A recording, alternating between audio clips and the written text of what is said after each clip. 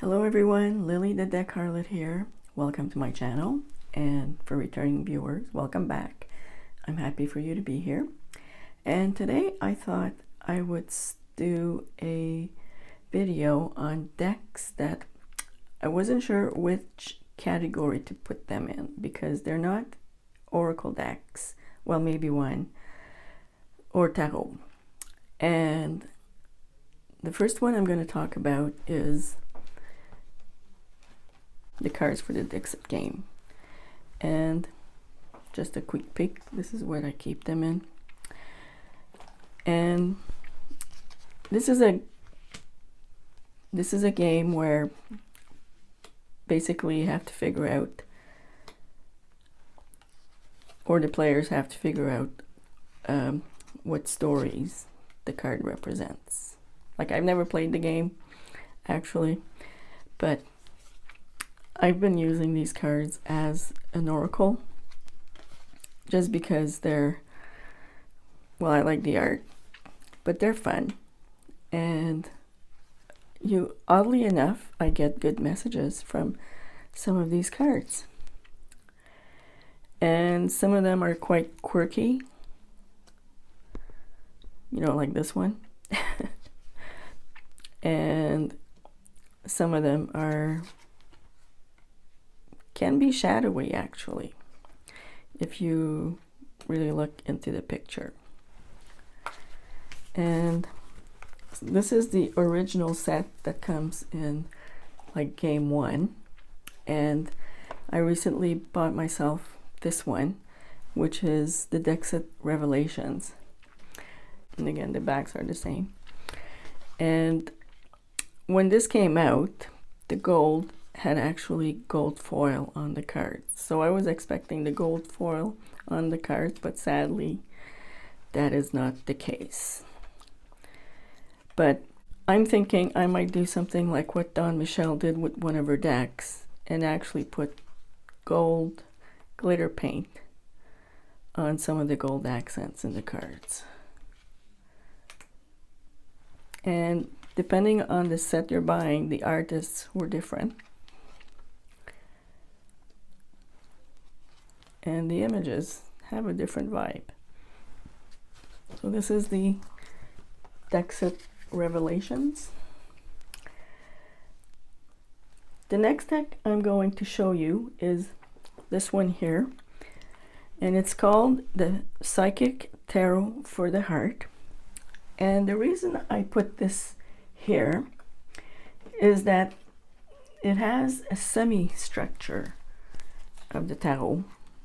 So these are the backs. But it has chakra cards for one. And the cards with the black here are the major arcana. And it does have the 21 cards. And then you get into the minor arcana. But what is missing from this deck is there are no court cards.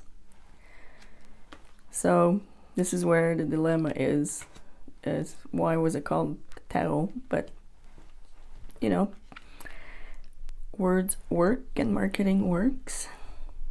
And actually, you know, I don't know if you've seen, like, a lot of my cards are damaged like this because when I bought the deck, all the cards stuck together. And whatever plastic lamination was on it, you know, basically it was pulling apart. So the reds are fire, green are pentacles, blue are swords. So, and what this deck is actually good at is readings regarding money. And I actually got the idea from, I think it was Kellyanne Maddox in one of her videos where she was featuring, she was showing all the decks she had.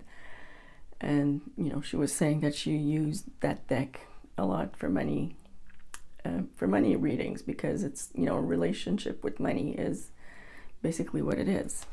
I don't know if she still does that anymore, but you know, I thought it was interesting that she did that. And the next deck I'm going to show you is this one here called the Botanical Deck. This is a deck that I backed last year, I think, on Kickstarter. And it's another one of those decks where it's a combination tarot deck. Like, look at the size of this. I think there's 90 cards. And these are the backs. And the thing about this deck is it's all herbalism. I really like the art. You know, I like what she did here. But, and there is a bat. She did use the structure of the tarot.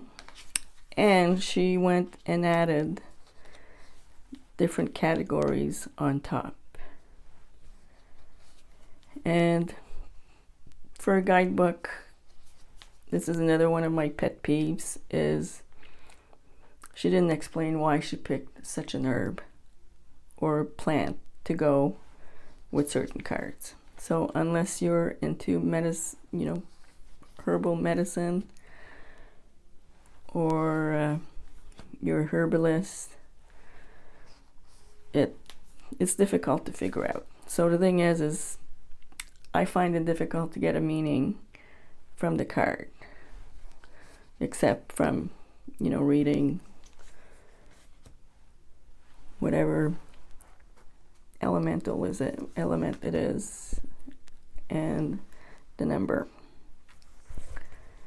So, but it is a beautiful deck.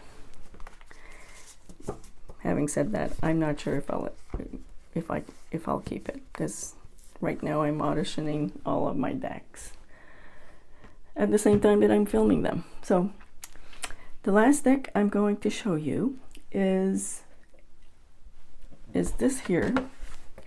It's not a tarot deck, but it's called the Deck of 1,000 Spreads. And all the cards are basically spread positions.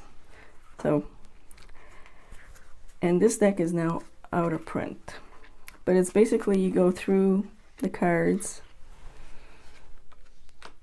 depending on the reading you want to do, and you pick your card and you place it on. So you have different situations here.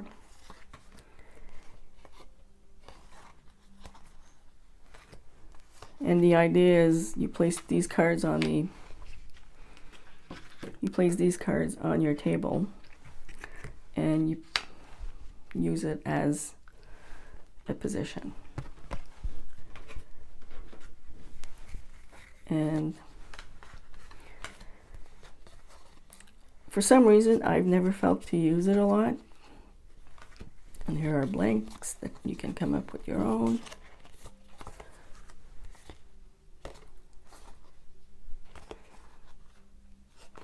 But each one, you know, does have a little bit of an explanation.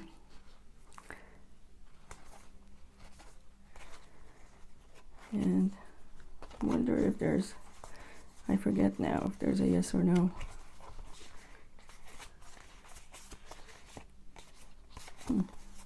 Anyway, I'll have to look some more.